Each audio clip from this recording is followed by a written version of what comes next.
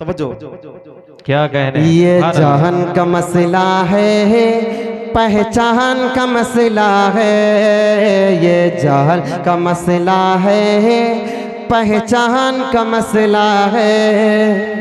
खत्म नबूवत अपने ईमान का मसला है। खत्म नबूवत अपने, ये जान का मसला है, पहचान का मसला है। खत्म नबूवत अपने ईमान का मसला है। और ये फैसला है पक्का, मुनकिर है इसका काफिर।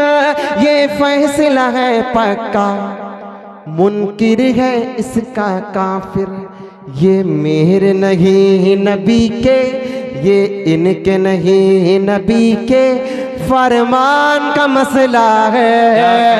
खत्म नबूवत अपने ईमान का मसला है। बोले नारे तकबीर, नारे तकबीर।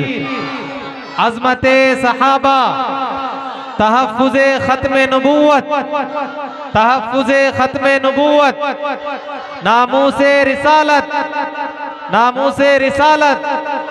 बहुत खूब। बोले मोहब्बत से, खत्म नबूवत अपने,